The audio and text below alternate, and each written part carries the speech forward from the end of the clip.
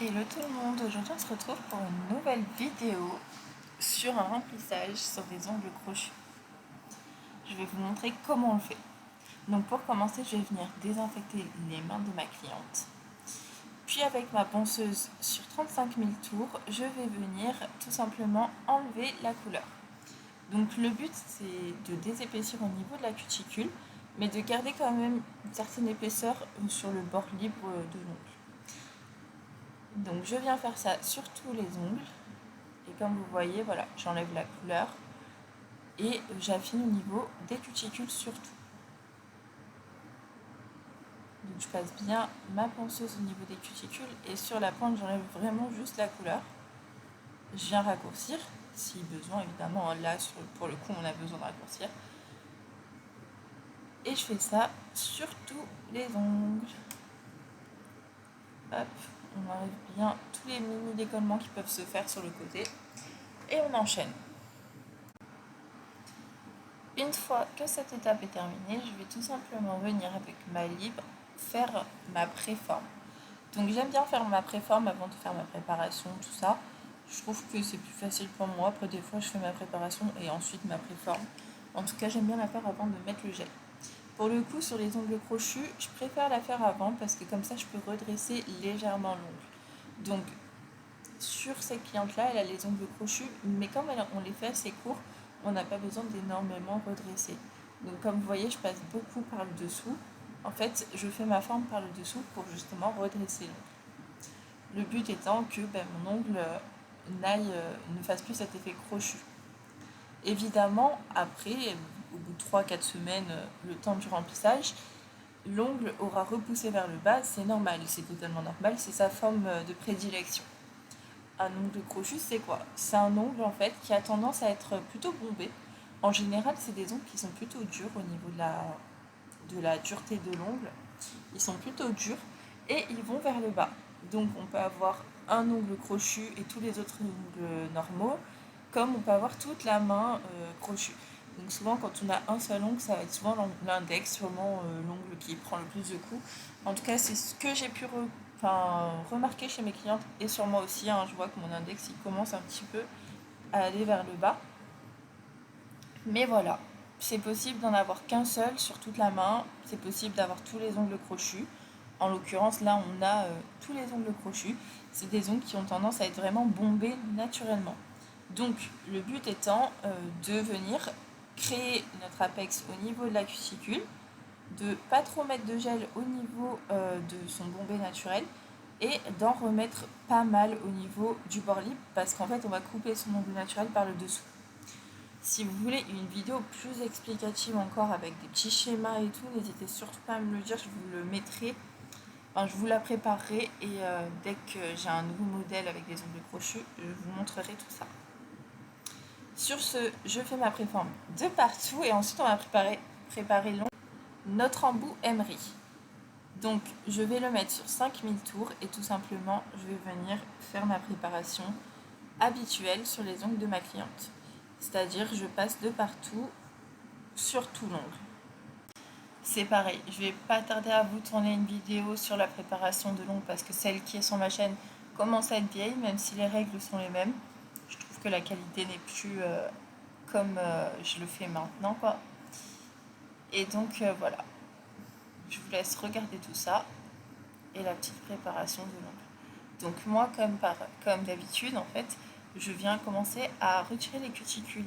Et tellement que des fois, j'ai même pas besoin de couper parce que je les ai déjà toutes coupées avec l'emery. C'est très simple, je me rapproche de la cuticule au max avec mon emery. Et vous allez voir, ça vient avec le temps en fait. Et la pratique surtout parce que vous allez le faire d'abord sur vous pour comprendre comment pousser les cuticules avec l'embout emery. Et vous allez voir que ça fait gagner un temps fou, vraiment. C'est simple, je passe avec mon embout emery, ça me coupe les peaux en même temps. J'adore faire cette technique parce que tout d'abord, ça me fait gagner du temps sur ma pose. Et en plus de ça m'enlève une bonne partie des cuticules que j'aurais pas à retirer avec un autre embout. C'est-à-dire que ça va venir relever et tout, j'aurais plus qu'à couper après. Voilà. Donc c'est pour ça que je trouve que cette technique est pas mal. Une fois que j'ai terminé tout ça, je viens prendre tout simplement du nail prep et de la base et je lui en mets de partout. Et après, je passe à mon gel. Donc là, je vous ai épargné l'étape du nail prep et de la base. Hein. Je vous la montre dans quasi toutes mes vidéos. Hein. C'est très simple de toute façon. Et je viens mettre mon gel. Donc je fais ma couche de glissement comme d'habitude. Et là, je mets ma bille de gel. Donc là, je suis juste en train de faire ma couche de glissement. Et après, je vais mettre ma bille de gel. Pour vous expliquer le placement du gel sur des ongles crochus, il faut mettre plus de gel au niveau du bord libre. Le but étant que comme il y a un bombé naturel, je ne sais pas si vous voyez sur son pouce par exemple, il y a déjà un bombé naturel, et ben il faut épaissir le bord libre pour pouvoir redresser l'ongle. Donc là je viens de travailler tout simplement le placement de ma matière parce qu'il en faut quand même un petit peu au cuticule, mais il faut quand même une bonne dose au niveau du petit doigt. Au niveau du bord libre, pardon. Je suis en train de faire le petit doigt, du coup ça me fasse... voilà. Donc, comme vous voyez là je mets ma bille de gel, je viens l'étaler et j'en mets de partout. Donc ça se joue à cette étape pour le redressement, il faut en mettre pas mal quand même sur le bord libre. Et ça se joue aussi au limage. Donc comme je disais, on joue aussi au limage pour pouvoir les redresser. Donc c'est très simple, une fois qu'on a fini de placer notre gel, comme je vous l'ai expliqué, on vient créer notre apex. Et on vient ajouter de la matière sur le bord libre. Donc d'abord, je viens passer un petit coup de partout pour tout simplement unifier tout ça, lisser. Après, il n'y a pas beaucoup de limage là sur ces ongles. Et ensuite, je lime par le dessous. Ça, c'est indispensable sur des ongles crochus. On lime par le dessous, on redresse. Si jamais il n'y a pas besoin de beaucoup de limage, parce que j'ai déjà fait le plus gros au début quand j'ai fait ma préforme, vous voyez, j'ai déjà beaucoup redressé. Et bien c'est très simple, on va passer avec le petit embout pick-up, comme je fais d'habitude. Je vous le montre juste après, d'abord je vous montre un petit peu l'image, vous voyez, je fais sa forme par le dessous. Donc je le redresse, je redresse, je redresse, c'est le but de redresser tous ces ongles qui sont crochus. Bien que ça sera que permanent, hein. C'est pas sur du long terme parce que on peut pas changer la façon qu'ils ont poussé.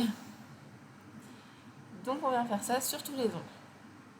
On fait un petit coup de propre et on redresse pour la mise en forme. Une fois que ma mise en forme par le dessus est terminée, je viens du coup avec mon petit embout kick-up passer en dessous. Donc, s'il y a vraiment beaucoup de matière, vous pouvez faire avec un gros et ensuite venir retravailler avec un petit. N'hésitez pas à dépoussiérer et il faut absolument le mettre sur 17 000 tours pour qu'il y ait quand même une certaine puissance en fait. Le but étant là d'affiner en fait l'ongle, mais il faut faire attention de ne pas aller trop sur les points de rupture. Il faut quand même avoir une certaine épaisseur sur les parallèles et au niveau des points de rupture. Sinon ça peut créer des casses. Je vous parle en connaissance de cause parce qu'à un moment j'avais pas mal de casses, je comprenais pas d'où ça venait.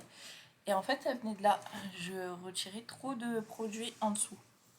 Donc le but c'est surtout d'affiner le bord libre, pas trop au niveau des points de rupture, etc.